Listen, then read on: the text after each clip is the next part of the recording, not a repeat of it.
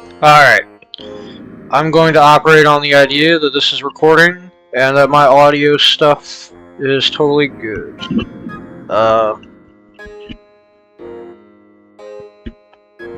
This is Path of Achra. Now, that's kind of loud in my ear, and I'm going to keep accidentally knocking my headset as I try to figure out the right volume, because my headset has like a little volume knob on the side, but that's not what you're hoping to watch today, I think. Now, this is Path of Achra. I am operating on a new save file. I am not an expert at this game, per se. I've gotten to, I think, Circle 18. But I figured I'd record some of it for the channel, for the heck of it. Now, we don't have a whole lot of stuff unlocked yet. As is kind of, you know, understandable. We're on the first cycle of humility. That's the first cycle that you obviously start on. Now we can look in the menu, you know, down here. Yeah, we only want to save winners in the Machbara. We'll look at that later. We'll be turning this off soon enough.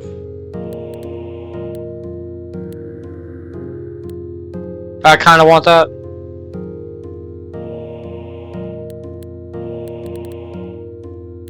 Okay, well, anyway. The goal is to get to the exit of each level. You may kill enemies by attacking them, but it's not necessary. You gain glory for killing enemies and for entering new levels. On the last level of every area, you will find one or more items which can greatly increase your capabilities. Click the hand to spend points on new powers. You gain +1 point every time your glory rises. Click that, the symbol of your guide, to view your inventory and equip new items. This will also show your attributes and provide descriptions of their mechanics. Your speed is very important. It determines how many times you act compared to enemies and can be reduced by the encumbrance and inflexibility of your items. To build a strong character, try to select powers and wield items that combine with each other. There are no active abilities aside from your prayers. Everything is triggered by a particular event, on step, on dealing fire damage, etc. On attack, when you perform any kind of attack, an initial attack is specifically the first basic attack performed by each weapon. It can sometimes generate extra attacks, such as with the Swift Blade. On hit, an attack that connects and deals damage. Free hits can also be generated by some powers, such as guard and projection. On dealing damage, refers to damage dealt in any way by you. On entrance, when you first enter a new level. On prayer, when you click one of the prayers at the top of the screen. New prayers appear as you gain glory, and their charges refresh depending on the prayer and your religion. On shrug off, when you prevent a hit with your armor.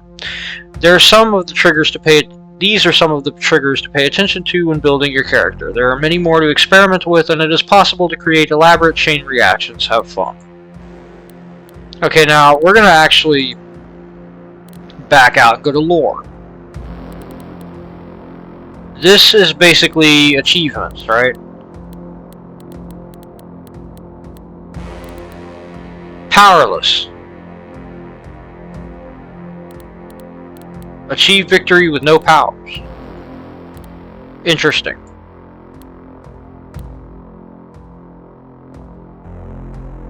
Now, we don't start off with a whole lot in the way of, like, you can kind of see faintly that there's other stuff, and there's a lot of stuff. We don't start off with a whole lot of stuff. As you do in a game where you unlock stuff. Right? Now, what we're going to be doing here, we will go with Humbaba, the wilderness-born god of war and bloodshed, despises civilization, rewards the amplification of rage. So this is like our chosen deity for our character, this is our chosen class, and this is our quote-unquote culture, right? So this guy gets a, quote, large woolly beast. On prayer, the Tugar gains plus 25% hit and heals 25% of its max life.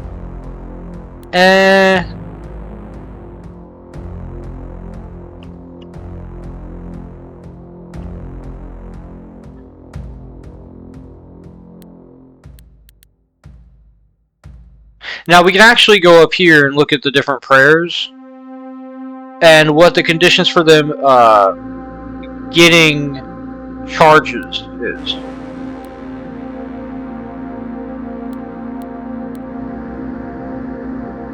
Now, if we want to try to go for a powerless run, it'd probably be better to, especially with this, you'll see why, to go with Hashem, the god of discipline and cosmic sanctity, worshipped as a divine judge by those who wander the desert of the gods, rewards correct ritual procedure. We'll see what it means by that soon enough. Now, this guy, the Amir, so we're going to be a Strahn Amir of Hashem. Hence, the Strahn Amir of Hashem, yeah? I mean, we could go with a warrior, which wouldn't be that bad.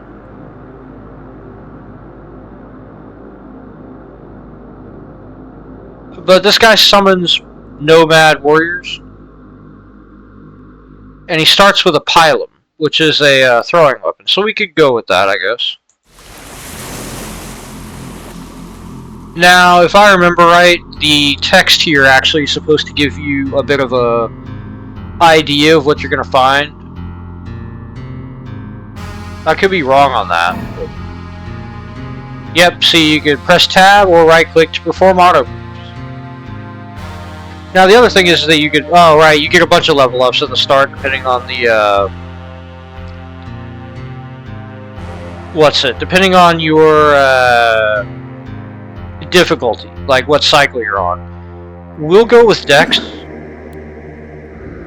Now, I'm going to use the numpad a lot to move around, but you can also, like, click, right? Now, if you see that little crosshair, I'm pretty sure that's the range indicator. There's our Tugar ally. You can see at the bottom, you get a whole bunch of stats, but you can also go up here and click to get more information about the beasts that are going around.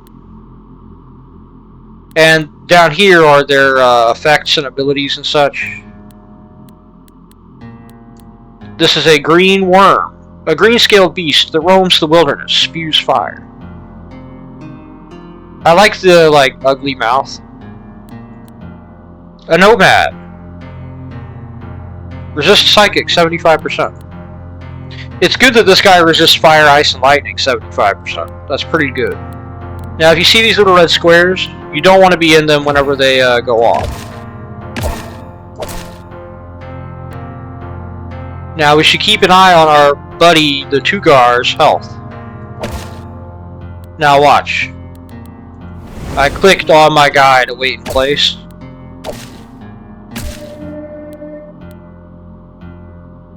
We're going to go for,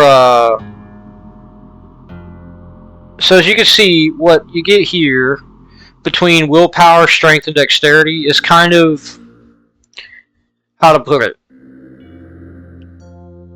it's kind of a good trade-off where strength gives you resistances, armor, life, and gives you plus percent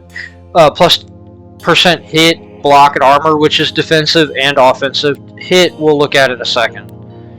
The main thing is encumbrance and minimum speed. Dexterity gives you plus speed, which is very important. Accuracy, it gives you dodge and block and a plus percent chance to block, which is good. Now, willpower gives you plus percent healing and a chance to recover from each harmful effect on game turn, which is incredibly important. You don't want any of them too low, right? Now, here's the, I was going to say here's the exit, but in the bottom left, you can see this is the exit. This game's great, by the way. Here's your, attack log. You are probably never going to actually read this. It's good, and I'm great. I am greatly happy that it is here. I am incredibly, incredibly happy. I love attack logs in games like this. I love it in Dwarf Fortress Adventure Mode. I love it in Caves of Cud. I love it in Tales of Maj'Al. I love these things. It's great. I am incredibly, greatly happy that it's here, but you often don't read these if we're going to be honest, unless something particular happens. So, like, this is here, but you're not probably, if you play this, and you should try this game, it's great. You're probably not going to read this too often. Now, up here is our character screen, as stated in the guide.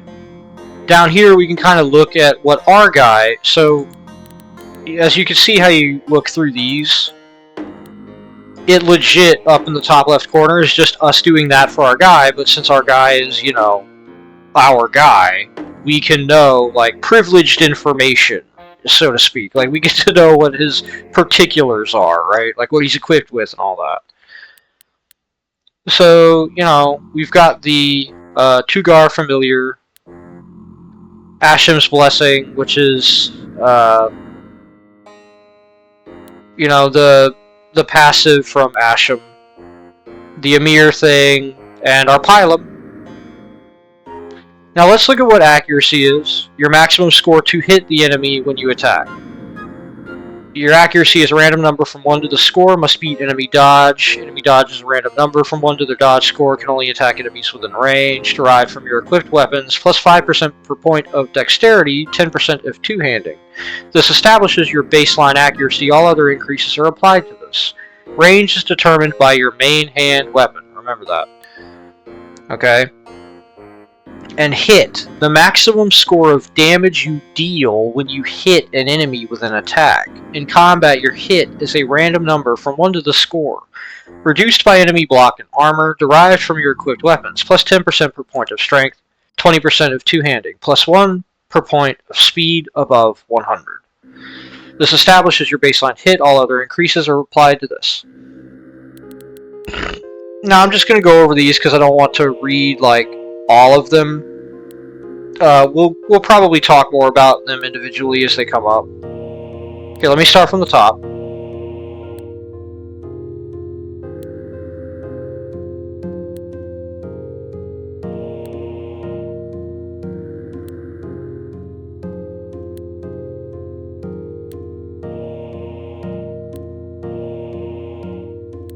Just to give you the ability to pause and look at the screen if you want. Now, this is our ability screen. We are going to take no abilities. I'll explain them whenever they become relevant, but I want to beat the first cycle of humility with no abilities. How is that possible? Well, we'll try and figure out a way to make that possible. Now, there's not a whole lot to say about the different enemies, other than some are way more dangerous than others, and on each cycle, as you go through them, different enemies become different they have different prioritizations, the different enemies, as you go. Now, if we look at our encumbrance, that number right there is green, right? Because that's our encumbrance, and the 5 is our total strength, which gives us our... You get the idea. Weapon size 6, which is whatever. It's not a big deal. What I would really like is a shield. And some, like, real armor. Some real armor. Now, here's the thing, is that the number of these guys that we get is glory divided by 5, I guess. 1 plus glory divided by 5. So I suppose we'll need 5 glory, which glory is your level. Like this Ankh right here, that's your level. That little number.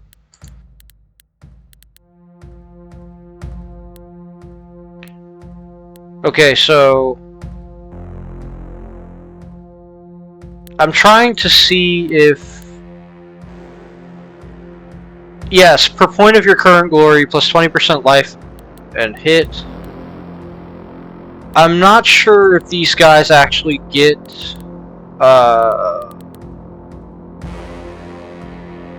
grants plus % bonuses to familiars. Dude, is this guy a familiar? Nomad familiars, Tugar familiar. Yeah, I'm not sure what percentages, like what percentage bonuses they're getting.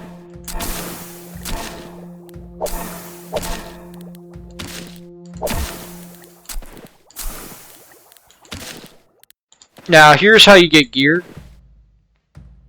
A heavy chestplate forged in the tunnel lands from living gold.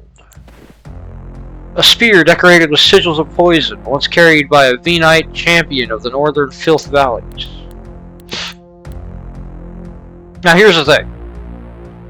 Our pilot, we're keeping it. This, we can sacrifice to get max life. So let's do that. Now the gold plating would be cool, but we get 2 inflexibility, which if you look at inflexibility, it divides speed and divides willpower damage bonus, if greater than 1. Now there's a way that you can reduce inflexibility, but since we're not going to be getting any of the stuff that does that, let's just go ahead and get rid of it and move on. Now here's the world map. Now you got to remember that if you were paying attention in the opening of the it mentioned something about rising waters, rising flood waters. That's happening. By the way, the world's ending in a flood. Yeah, kind of like that one. The thing is that apparently in Achra, this kind of just happens from time to time. The waters rise and then they recede.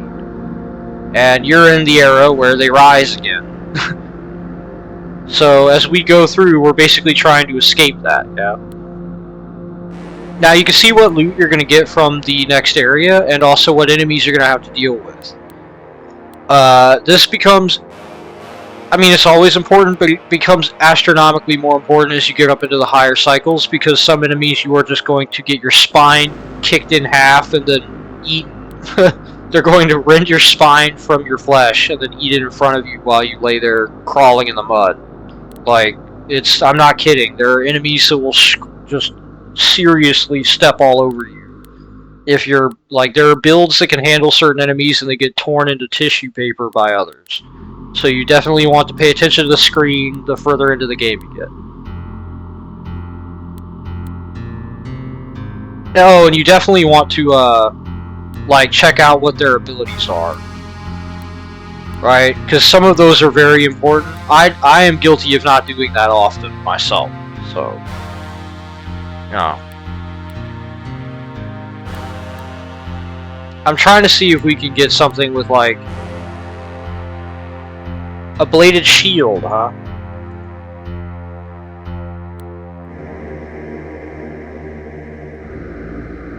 To 2 enemies in a 3-tile range. 3 encumbrance, 2 weapon size.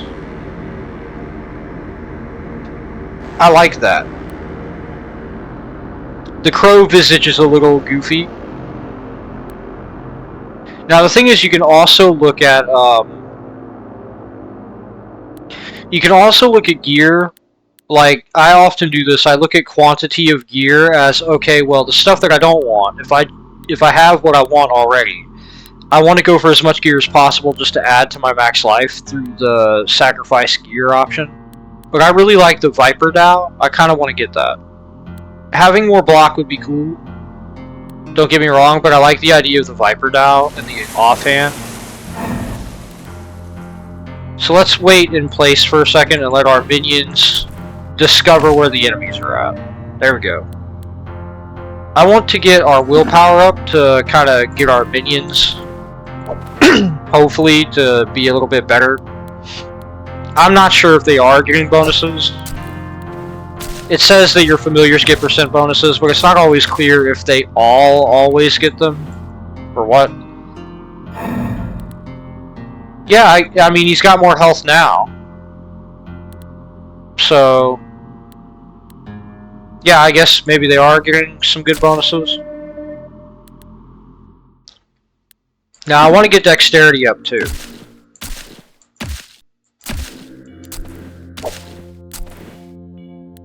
I kind of want to get all of our stats up. And you'll see why. If you don't know much about this game, you'll see the strategy that I'm going for, and if you do know enough about this game to understand what I might be going for, then Yeah, good on you.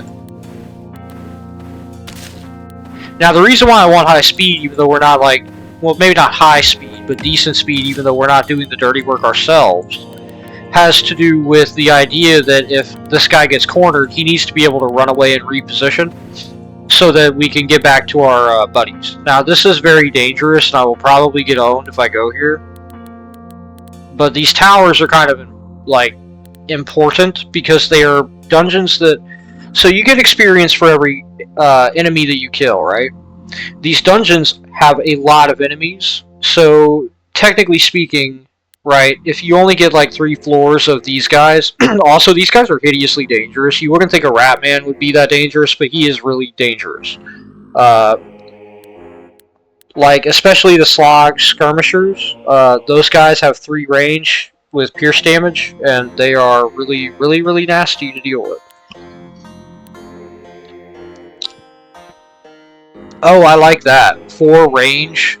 Okay, that could be a good second-hand weapon for us. Or even just a main-hand weapon.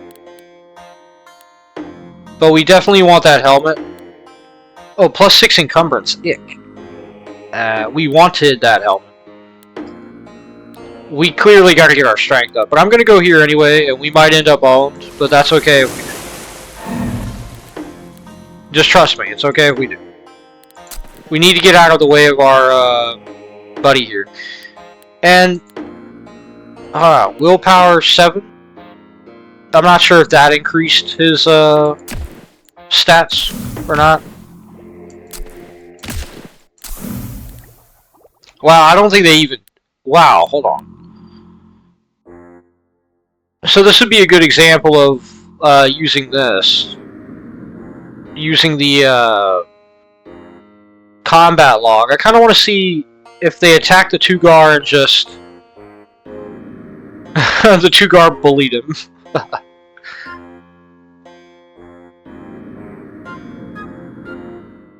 Yeah, I don't think they even really hit him. Wow, okay. He is just bullying them, I guess. I almost clicked on Vigor, which is cool. Vigor is a very important... that will save your guy's life. Like, being able to just get rid of, I don't know, several stacks of being on fire is really good. But right now we're going to keep going with willpower to hopefully get our guys nice and beefy. Specifically the Tugar. Again, because we're kind of relying on them, you know? Now I think it's safe to, yeah, move up. So, 3,600. Yeah, now he's got 3,900. Yeah, okay, so they are getting bonuses. Let's try and assist from a distance with the Pilum. Move in carefully. We don't want to be anywhere near the actual front line. Now again, we're just going to stack willpower a bit. Because we're going to be relying on the Tugar, so from 3,900 to 4,200, yeah, okay. Yeah, we're going to be relying on these guys, so it's best that we just go ahead and get nice and comfortable with the idea of letting them handle stuff, and just getting a bunch of willpower up. Now again, we'll be getting strength, for obvious reasons. Because having better gear is just relevant. Because we don't want our guy to be completely defenseless. And also getting some good resistances against death and... I think it's like death, life, and blood. No, poison, death, and blood, right? Because life gives you resistance against poison, death, and blood. If that doesn't make sense, I'll explain that in a minute. So, like, if you go to the power section, if you look at the bottom, each point in life grants you 1% against poison, death, and blood. Just like strength does.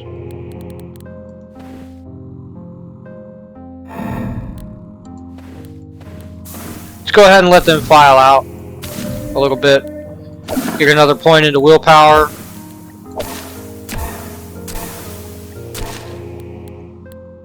How much range does the Pilum have? 6 range, huh? So 1, 2, 3, 4, 5, 6. I guess that is just showing where you're, oh, that's the range indicator whenever you mouse over, okay. Okay. The crosshair is just where you're aiming. My bad. Maybe it's in case you, disable the cursor for some reason or something. Okay, so this is the boss here. I think I'm standing on like a precipice, actually. A precipice I must leave quickly.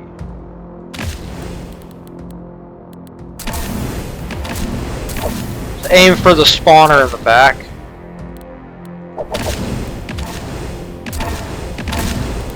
Now Medvohu heals us for 200. Yazata deals 100 astral damage to all enemies in 4 tile range, but we get +2 charges when we recite the Medvohu. So let's go ahead and use that. And then recite the Medvohu. And then use it again. And then again. There we go. And by the way, again, remember that the Tugar on prayer gains +25% hit and heals 25% of its max life. So that's kind of why we went with Asham, is so that we have a way to just constantly have, well, maybe not constantly, we don't have like an infinite or anything, but we have a massive stack of prayers to have it heal and gain hit. But we beat this dungeon and we got some good levels out of it. I'm more interested in that Jade Pylum. 3 encumbrance. For each separate effect on self. I'm more just interested in the idea of having 2 main weapons. They are both ranged. But here we can resist fire and resist astral, and we have an empty chest slot anyway, and it's only 1 encumbrance, so yeah, and on dealing astral or fire damage, apply 5 blind to 2 enemies in a 3 tile range. So that works to our benefit. Now, Grace from Asham is not good in the early game. There's not really any way for us to increase that or do anything with that. So, you know, it is what it is. Anyway, we got a cool shirt. That's pretty good, right?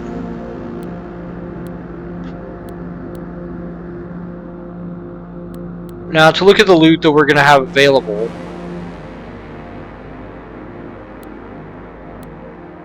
Taurus leg plate. That's not really great for us.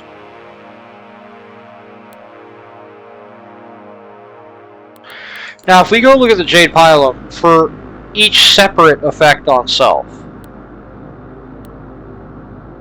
I think what that means is that even if you have like a stack, I would like to think even if you have a stack, it only counts like that effect, like the stack as one effect. Does that make sense?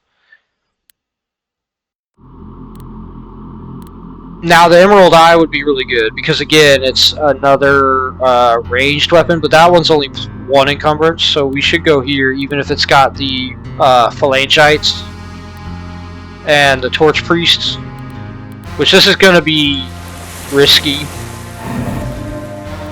Yeah.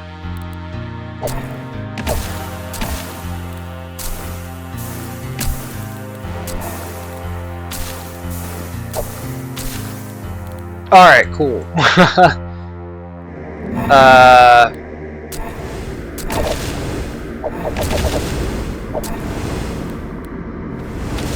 Oof. Yeah, that's kind of the problem with these guys, is that they have range 2 and area of effect. Go ahead and get a Medvohu to heal our buddy. Alright. That's bad. Let's go ahead and try to deal with that. Excellent. We need to start getting some strength points.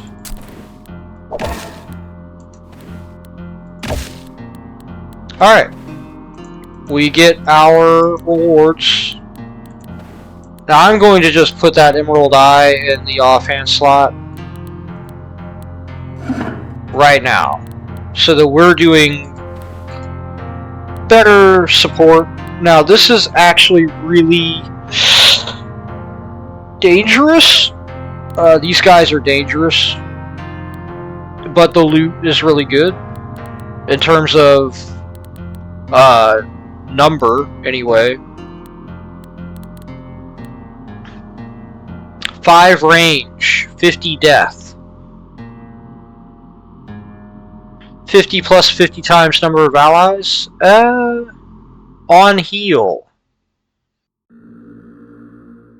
That's not bad. These guys are stupidly dangerous though. We'll go for another tower. We'll probably get killed for it, but you know. Yeah, that's... So those guys do lightning in a chain.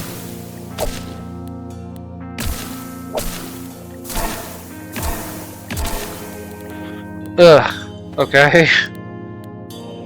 So we get 1 charge when we enter a new area, and it heals for 200, so we might as well heal ourselves before going to the new area, right?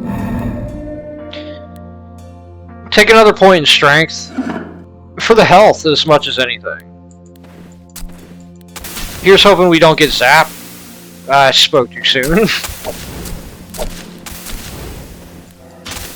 Okay, I think we can start filing out ourselves.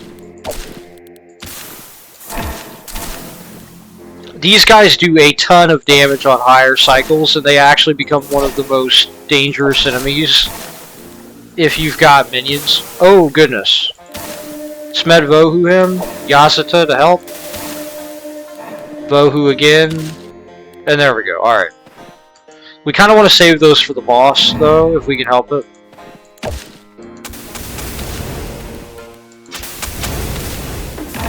These bug things are also kind of dangerous.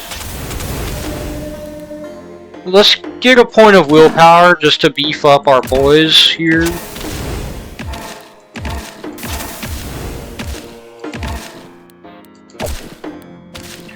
Okay. So far so good. Let them file in. Yeah, alright, good. This should be the boss floor, I think. No. We'll be there shortly though.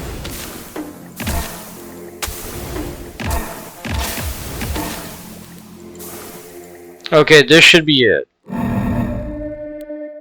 Get another point in willpower. I'm shocked we haven't gotten to the boss yet. Now, if you see this, this up here is actually the game turn bar. Whenever this gets to the end and turns green, it rolls over into a new turn. Now, these imp guys, these Urga priests, are very dangerous. Those guys are just dangerous in general. I mean, most enemies are dangerous in this game, but it is worth noting that there are some enemies that are a good bit more dangerous than others, right?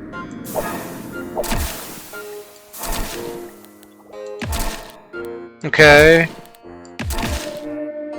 Get another point of willpower again to just power up our dudes.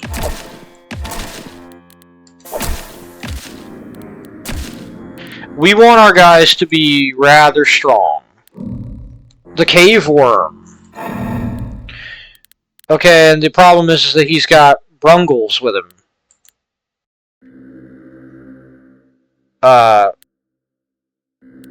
Yeah, they like doing extra attacks. The cave worm does a ton of damage.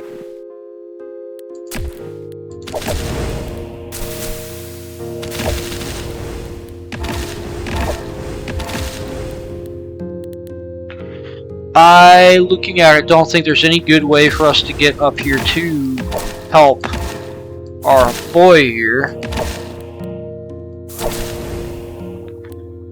Throw out a Yasuta and just hold, because the Yasuta heals him for 25%. I think we're gonna be fine. Put out another one. Yeah, he's got it. Excellent. Excellent, excellent. Okay. Let's get another point of strength. And get a Medvohu, because again, we're gonna top off the Yasutos that we have.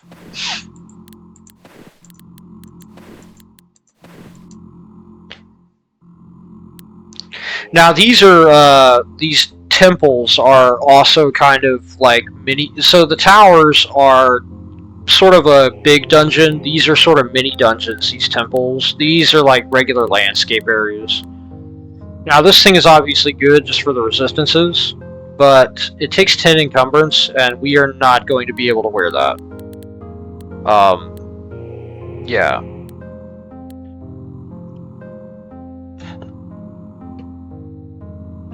All allies gain plus 10% hit on standstill, and that's a bracer. We don't have any bracers. We might as well go for it, but this guy is dangerous because he summons dudes, as you can see. Let's Yasuta, and again.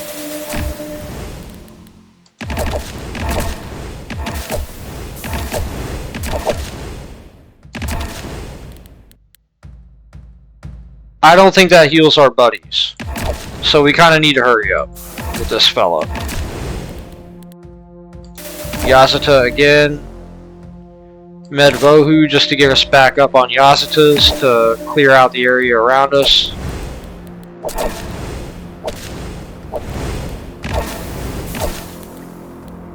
Medvohu again just to heal ourselves. Now, our Tugar from all of our praying is kind of super tuned up, so he's going to just roll this last. Yeah. Alright, and this is like a one room area, so we just go ahead and get our loot. The bracers of command being the thing we are actually here for. Now we do have a limit on the stuff we can hold.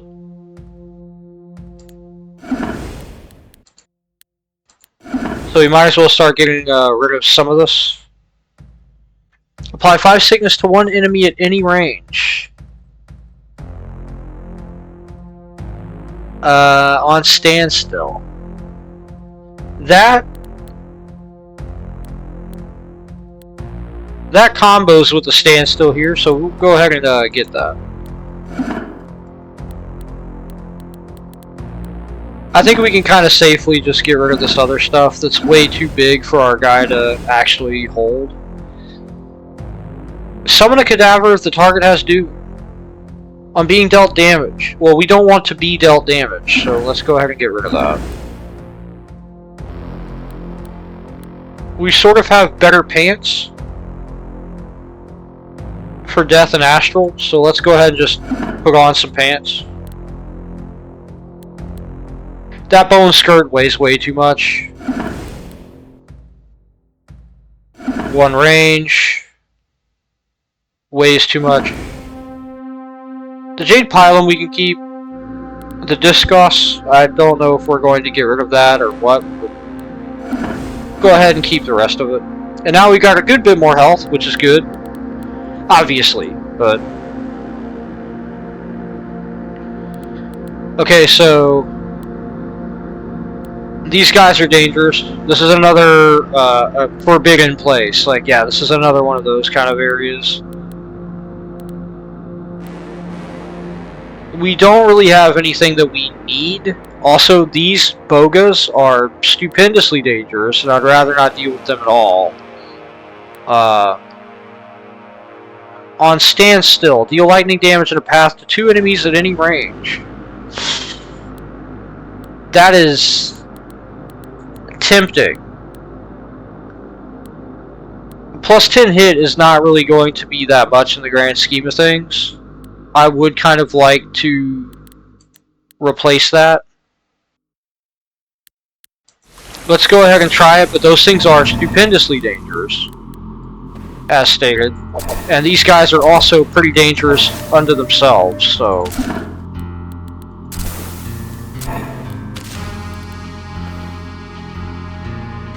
this may end poorly. These things get very mean in later cycles, and if they basically catch your guy, he's probably dead.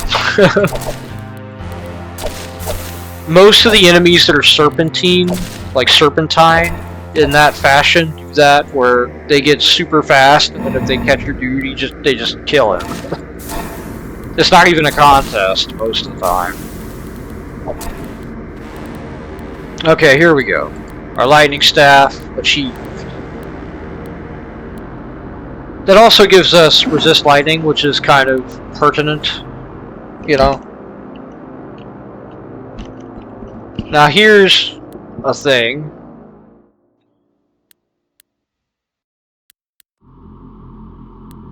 We could deal with ice wasps.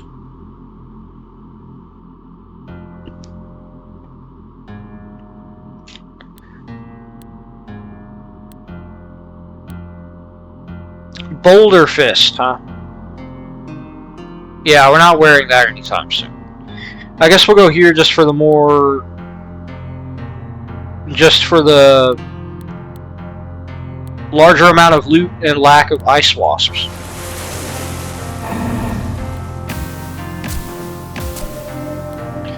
Alright, get willpower and then stand still for a bit. I'm just clicking the middle mouse button for that. But yeah, I think you get the idea why I was kind of keen on the stand still stuff.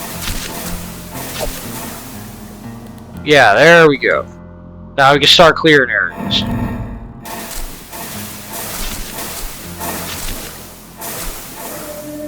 We can reach out and touch somebody without ever having to get near them. That guy dangerously got close to us, but we're good.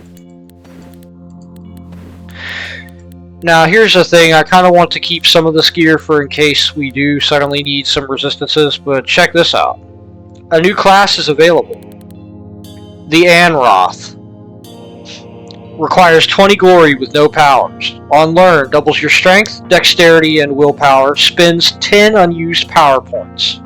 On glory rising, if you have no powers, permanently upgrade your equipped weapons. Plus 100 hit and plus 100 block. Heal to full life and remove all externally applied effects.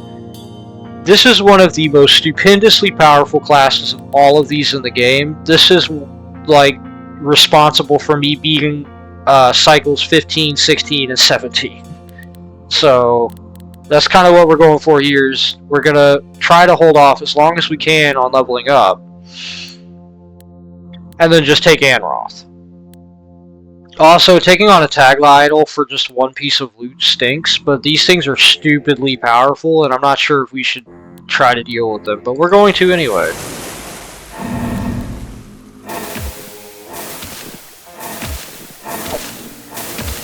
There's a couple of enemies that, regardless of cycle, you really don't want to mess with, and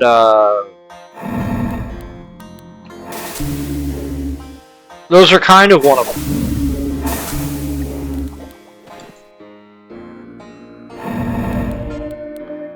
Just get more willpower. We're just going to crank willpower until we are more or less forced to go Anroth, which will happen.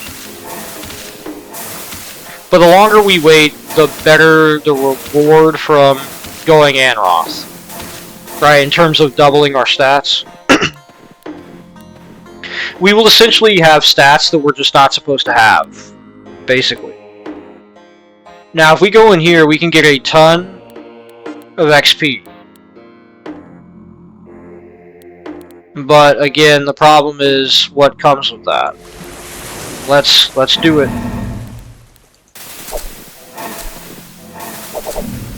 Let's hope it goes well.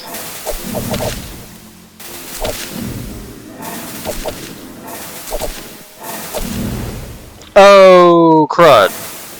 Our Tugar kind of left us. Okay, I like to think we'll be okay. But I kind of also want to get more dexterity now. Just so that we have more weight in place turns, if that makes sense. Because the faster we go, the more of these electrical pulses we can send out to deal damage.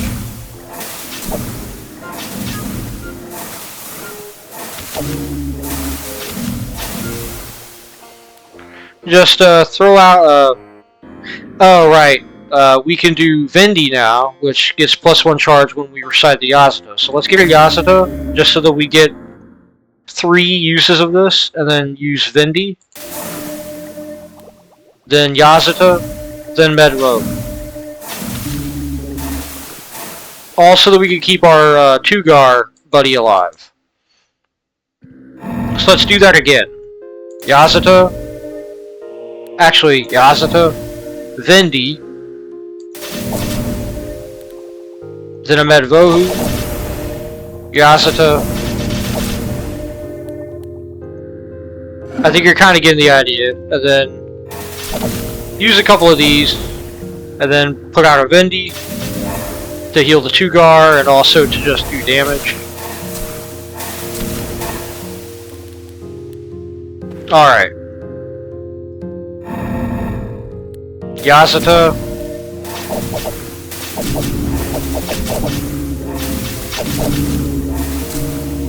Wait a minute. Put out the Vendi now.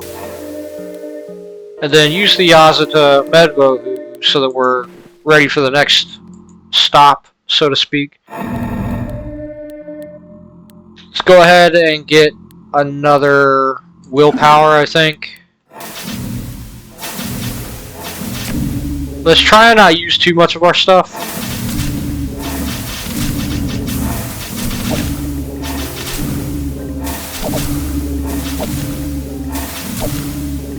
There we go. Just use a Medvohu to get all of our stuff back.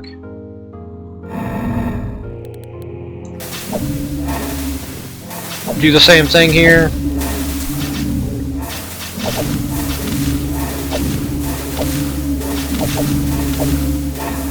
Hopefully our Tugar can kind of just, yeah, there we go, tank.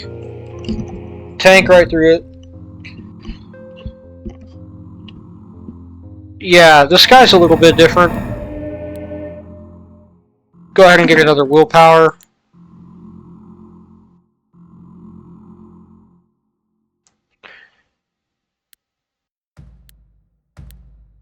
So he summons those things on entrance.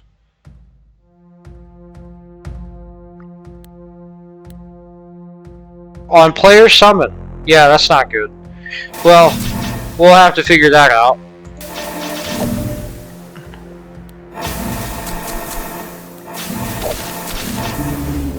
Those mouths are not, they're not good. Go ahead and pop Vendi here, just to heal our guy. Now that, Tethic Knight is going to be a pain, but I think, yeah, our guy's got him. We're good. Excellent. Now we can just keep all that stuff.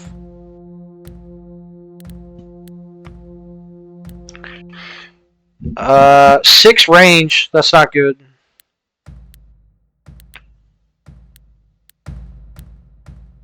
I just want this for the...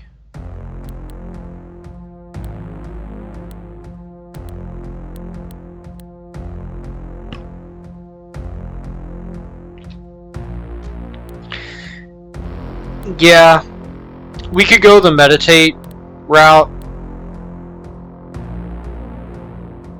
but that's not really that great.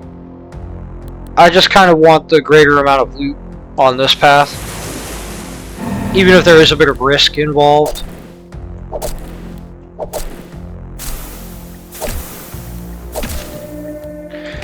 Just keep cranking willpower. Stand still until we get the level completed. Now if you look, we've got Doom on us. That stuff can get pretty nasty pretty quickly. Let's just wait in place for a bit.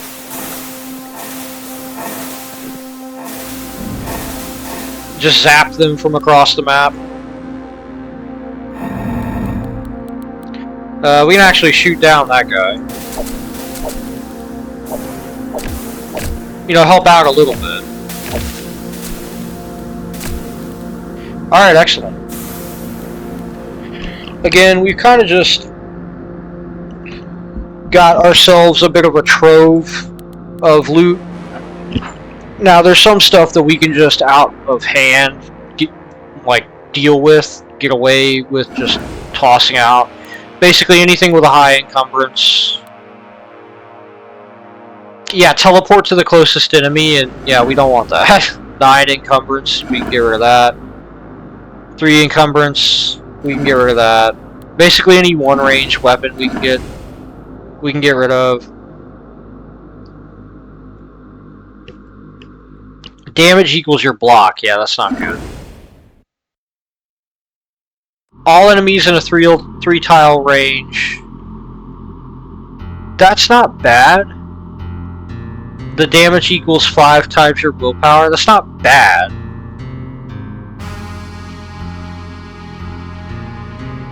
Because it does poison damage and then death damage. So it's basically doing double that damage, but I'm not sure how that would be, So this damage is 2 times your speed.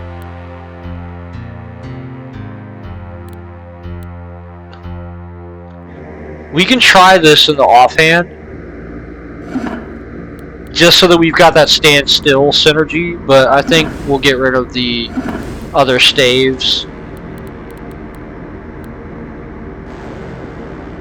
I think we can safely get rid of this. We're not going to be able to use that. We'll keep the other stuff. These guys are the Achra Serpent. They have, well, I mean, you can see for yourself, like, these guys are kind of bad, but they're not that bad. I say, and then we get owned by them somehow. Nice.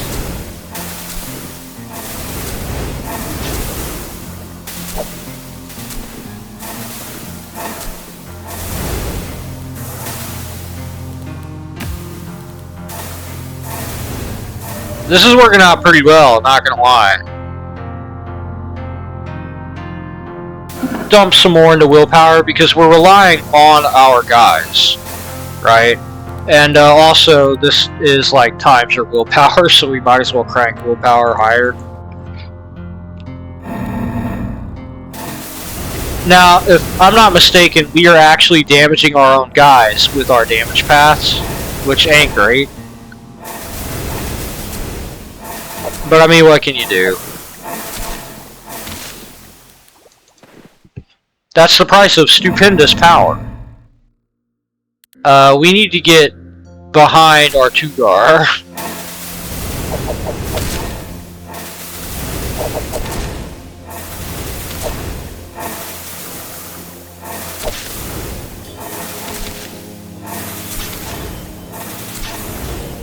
Let's go ahead and pop a Yasita Vendi. And get out of the way. Like, just go ahead and let our guys, like, move out a bit. Alright, on to the next area. Another one of these. I feel kind of comfortable. That's probably gonna get, that's probably not gonna be great. But I do feel kind of comfortable on that. I want to continue cranking willpower, but get a little bit more dexterity. Again, just for the speed.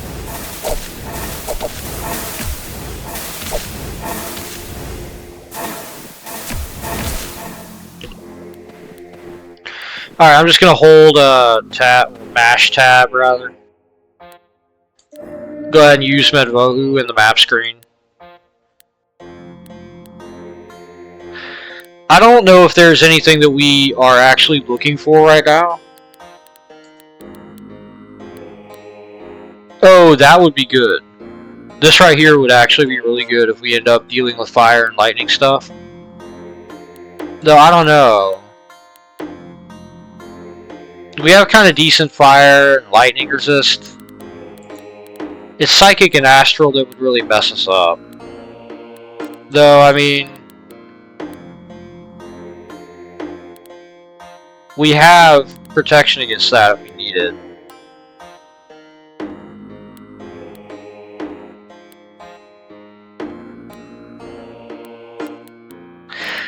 I kind of want to go with this, but these things are going to murder us. And plus, we'd get more XP going to one of these. The problem is that it's between Moroid Knights and Grangas. And Gibbous Mouths and Yellow Priests. I think we'll go here because the Tugar resists ice.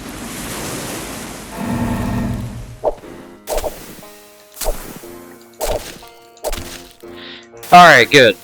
Those guys are pretty dangerous too, y'all. So, I mean, every enemy in this game is dangerous. It's like a Dark Souls sort of thing, where there's no enemy that's not dangerous. It's just that some are... There are some that I have...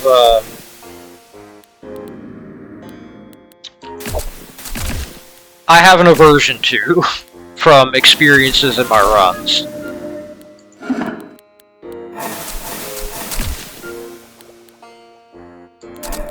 Ah, crud, I should have done that. Ooh. Wow, that would have been bad, huh? Go ahead and pop Yasuta, just to have the Vendi filled up. We should be fine, I say, as I take a lot of damage. Pop Medvohu.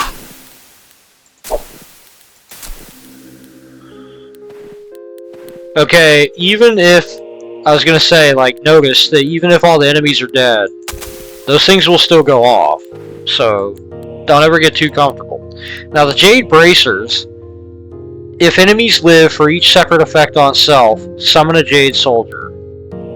The problem is that gets rid of the plus 100 hit to summoned allies. But man, that is really good. I want that, because the Jade Soldiers are really good.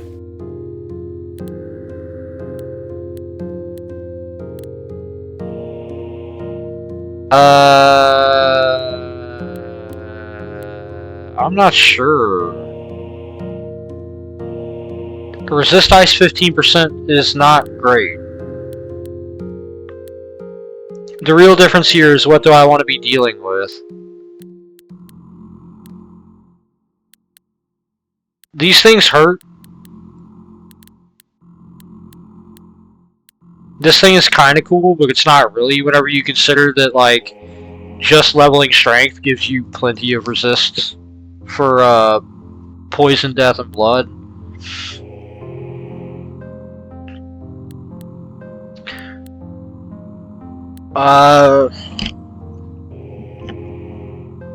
Yeah, I'm not sure. I guess I'll just go with this, because I feel like they're less likely to just nuke the Tugar.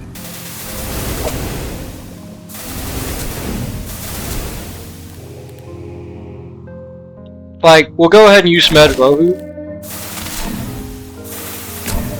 so that we get that Jade Soldier, right?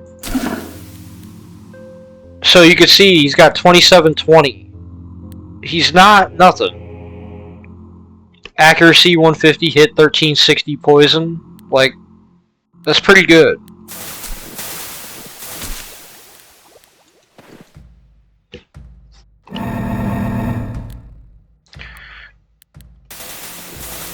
Like, we're just gonna keep an eye on the turn bar, right? Cast Medvohu so that we get the Jade Soldier.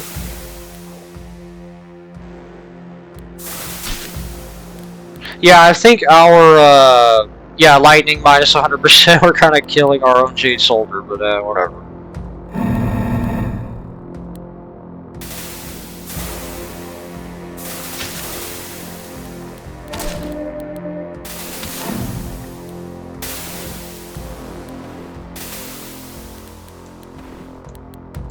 Yeah, I'm kind of rethinking that now. Maybe I should just re-equip, these, yeah. Plus 500 hit right now is actually kind of good, so I think I'll just do that. Ooh, fire damage. Minus ice, resist lightning. This is going to be a bit grim. I think I need to go ahead and take that Anroth level up.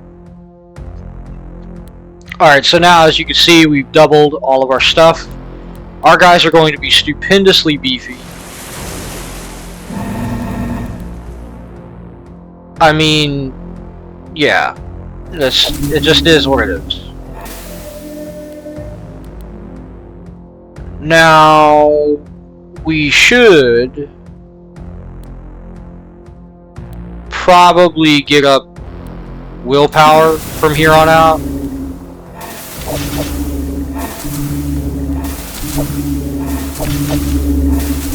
Again, because this right here, the damage is based on 5 times our willpower, so that's pretty relevant, right? So 10,500, 10,800.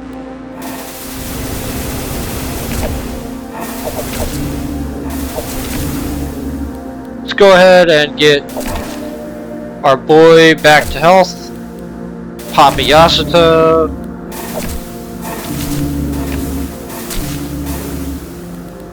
Alright, excellent. And then a Medvohu to just top everything back off. Just keep cranking willpower. Also, so that when we do damage personally, we do a lot of damage personally. Like, we actually hit for a good amount.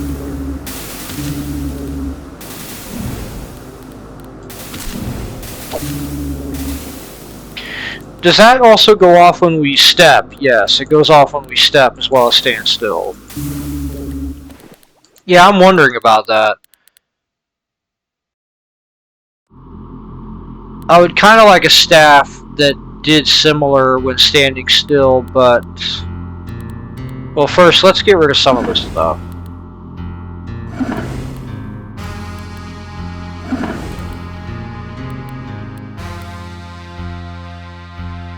We might have to use that pinch. Let's go ahead and drop that.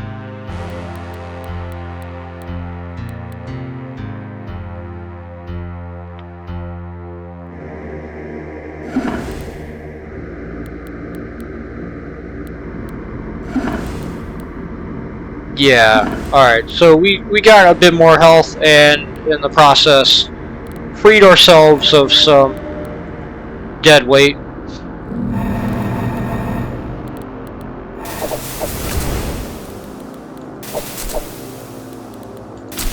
Go ahead and actually, from the back line, give some support.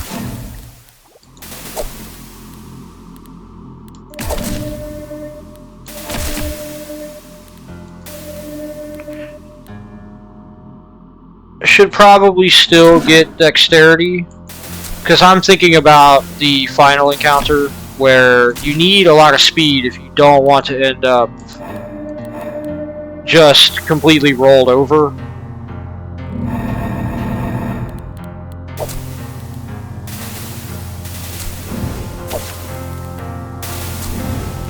Alright. Ah, my ear. Good grief. Go ahead, wait in place, see if we can hit that guy from downtown. Yes, excellent. Go ahead and throw out a Yazata, a Vindi, another one. Get more decks than Medvohu to top ourselves off. And that's the thing, right, is that this is essentially the strat that we're going with, is having a bunch of heals for the Tugar, and just hoping very, very earnestly that we don't need more than, let me see, so like 1, 2, 3, 4 heals, 5, because if we need more than that, we're gonna be behind. So the Robok. This is our first actual boss. You'll see what I mean. I'm not going to give spoilers, but if you don't want to be spoiled on what happens after you beat the boss for the lands of Achra, then you should probably stop watching now and go get the game. There's an achievement for beating the guy in the tower for a reason. Just saying.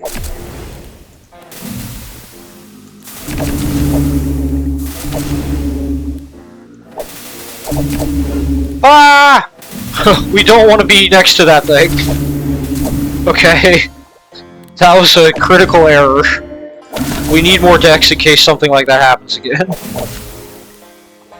Oh, he's gonna be right next to me whether I like it or not, huh? Okay. Does he teleport? He teleports, doesn't he? On player step, teleport to the player, perform an extra attack. Yeah, okay. Well... Is he just gonna keep doing that? Okay, I was gonna say, I thought he had, stasis. Yeah, I thought he had stasis on him for 5 turns. Like, come on. That's not 5 turns, bro. Let's hope that we can get away from this hideous beast. Okay. Alright, good. We got the Robok. A fire-breathing pale dancer summoned from the Eaten Stars protects the Forbidden Gate. Alright, well, we did it. We beat Path of Achra. If you don't want spoilers, you shouldn't watch this video past this point. 3, 2, 1... Okay. So if you're still here, this is actually the second, part of the Path of Achra. You have to get through the Celestial area. Now, each one of these ain't gonna have a whole lot of loot, but they are very good loot, but they are guarded by incredibly serious enemies. These things, the Jaharas, are very bad news. Ice Wasps are also very bad news. Everything here is bad news, I'm gonna be real. The Malagas scare the pants off of me. These guys teleport to murder you. I'm gonna go with this just because the Ice Wasps and the Jaharas both do ice, and this guy resists ice. But our Nomads are probably not going to stand a whole lot of chance against any of this stuff. They're going to be more, they're going to be almost like filler. Like, they put spaces between us and the enemy whenever we spawn, like that. More than anything else.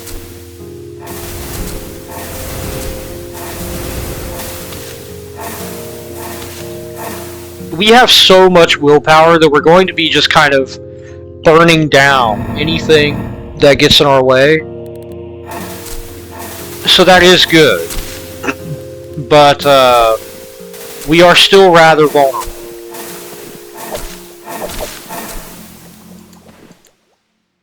What did I get there? Oh yeah, this 25 encumbrance. Yeah, we can't use that. Well, that's interesting. Armor, huh? Yeah, well, we're not going to be using that. This thing is a dungeon. This is like the towers, but for the Celestial area. And the problem is that these are stupid super hard. We do not want to fight this. We're going to go, whatever the alternative is, we're going to go for it. Let's go ahead and continue to raise dexterity. I mean, I want to raise willpower, but the dexterity is kind of more relevant. Because we have 75 speed, we kind of need to have as much speed as possible. Like, these guys have 40, right? Our Tugar has 81, which is cool. But we definitely need to have as much as possible. I don't know if the Tugar, I don't know if the Tugar has, like, speed stats relevant to our guy.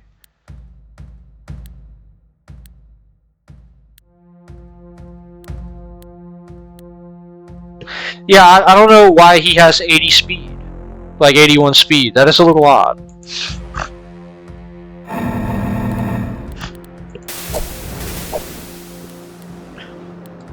I'm trying to avoid, as you would imagine, getting close to any of the enemies.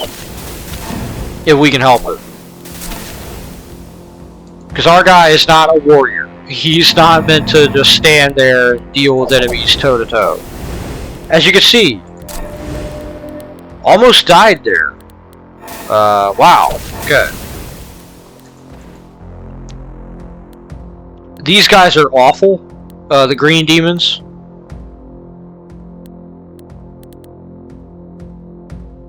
Plus 15 encumbrance. We couldn't use that if we wanted to, but this has more Jahars than these stupid Pentot guys.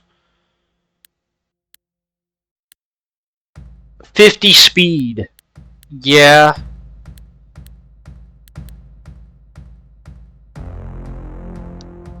On block stand still summon a Psychomorph. Okay, well, maybe we could actually use that. Let's go ahead and put some points into willpower again.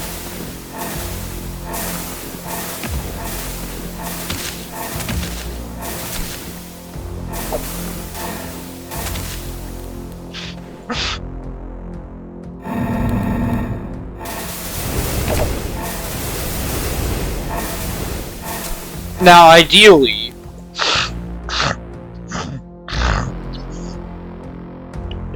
I won't have any more nasal problems for the rest of this video. But also, ideally, oh, I stepped. That's why all these guys teleported in. I'm an idiot. I shouldn't have done that. It worked out, but man. Okay, so the Mirage Shield.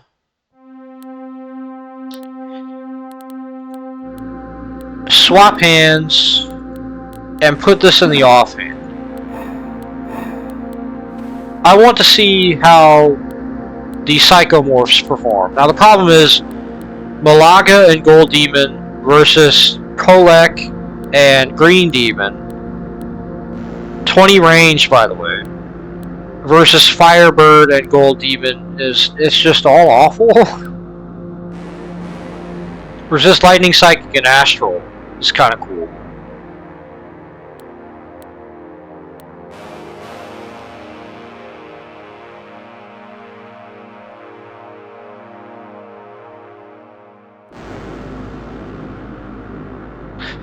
Wow, that's super bad. I definitely don't want that. I guess I'll go here and hope for the best. So stand still, we get a Psychomorph, and I think it died immediately. Oh no, there it is. Yeah, 88 health, huh?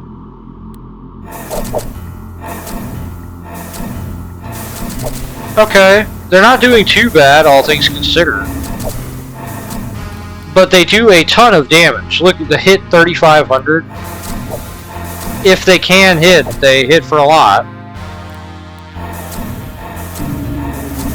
The main thing is that it's just a pile of bodies, right? Which is what I really want out of that. Hey, that's what we get, and that's what we get.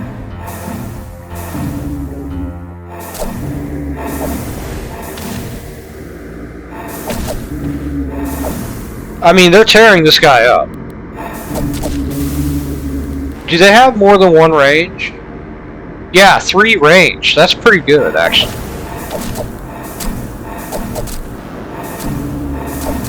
I'm shockingly happy about this.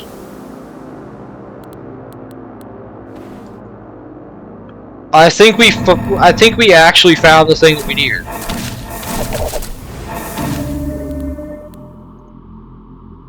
Yeah, raise dexterity. I'm now thinking that dexterity is more important because being able to wait and just spam these guys on each standstill is probably going to be what wins us the final dungeon. And I know this recording's going on very long, but bear with me. It's not going to take that much longer. Oh, wait, where's the... There it is. Okay. Ice damage. Terrible. Ice, fire, blood, fire, death. Okay. Where's the ice? Where's armor?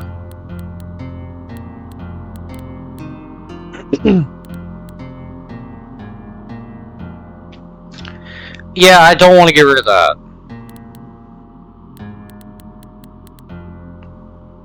Another helmet. Ugh. Well, I guess we could just go in with 10% ice resistance and hope for the best, huh? That'll work, right? Right. Right. Right. Okay. Here's hoping this run isn't for naught, and it almost got me right out the bat. Now, if we can just spam Psychomorphs while the Tugar is the advanced team, we can hopefully just have them back him up and do a ton of damage. This is going to be terrible. Yeah.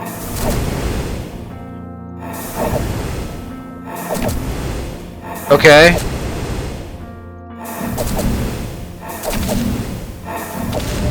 Okay. Alright, we're doing better than I thought we would. Vindi, Yasuta, Vindi, Yasuta, Medvo. Okay. Now he should have a ton of hit. Yeah, holy crap on a stick.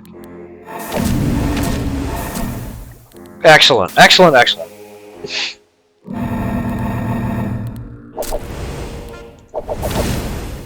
Okay, that wasn't a good idea. Let's just go with the regular plan. Vindi, Yasuta, Vindi, Medvo. Okay. I meant to... that's bad. I messed it up. Well, here's hoping that isn't going to get us killed, huh? Now, this was a really good starting position for us.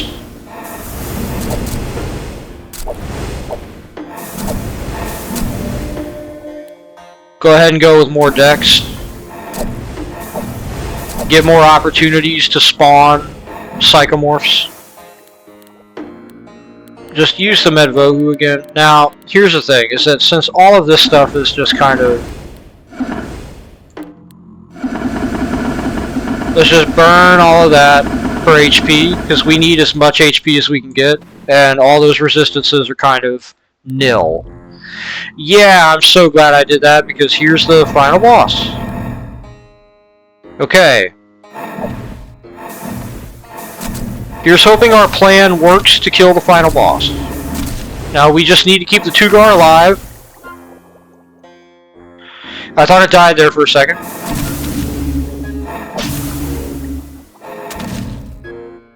Okay, Vindi. Remember, we're focusing on just keeping it alive. I don't know if we already killed him. Did the Psychomorphs just nuke him?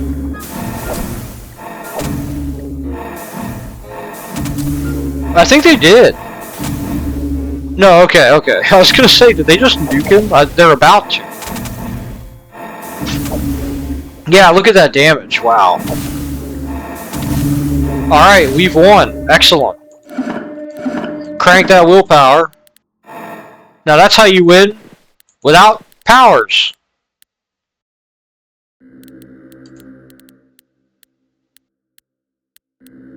First try. You saw the whole thing here.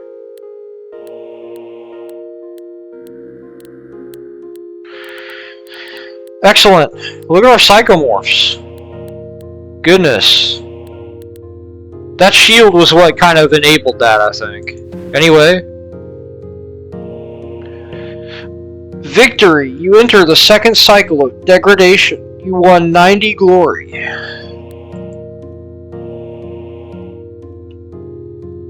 These are all the enemies we took out. Here's our stats. 190 game turns passed. 368 attacks. Stood still 537 times. Prayed 75 times. Received 0 divine interventions. We can talk about that in another video. dealt 1,284,693 total damage. Highest damage was 13,122 lightning. We received exactly as much damage as we did healing. That's pretty dope. I don't know when we applied 158 blind. Killed 438 enemies. Killed 76 allies.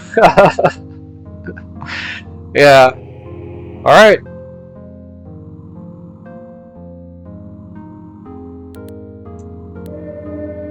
Kamar unlocked. A star dancer from the astral wall. Upwat unlocked. A hunter of the eastern desert, blessed with a sacred jackal shape. Nartaka unlocked. A dancer mystic attuned to thunderbolts, wears a magic war glove received from the storm temples. Oros unlocked. The monster goddess of the devouring night, a sibling of the star eaters who was long ago cast down to Achra, rewards those who wear her corrupt vestiges. Dumuzi unlocked. The god of the golden tomb, the slain consort of Eris, rewards the preservation of the sacred entourage and the accumulation of armor. Eris unlocked. The goddess of struggle, worshipped by the divine warrior Dumuzi before his ascent to godhood, rewards individual power. The Warlock unlocked. A power-hungry mystic devoted to prayer and death, learned to cast flames in the burning lands. The Phoenix, the goddess of the lost sun, the vanished first light of Achra, allows worshippers to rebirth themselves in glorious flames. Virya unlocked, or Virya, a mighty folk from the harsh northern foothills of the Temple Lands, able to reforge bladed weapons into powerful greatswords. Reaver unlocked, a fighter trained in the deep forest, retaliates with pain-fueled blows. Yeah. So there you go. That's the first video on my channel about Path of Achra. And look, I'm going to be real, and I'll probably say it at the start of the next one. Each time I beat a cycle, I was about to say second cycle, but each time I beat a cycle, consider it the last video until the next time I beat a cycle, okay? I don't know how I'm going to handle that, but there's going to be a lot of runs where I just flub.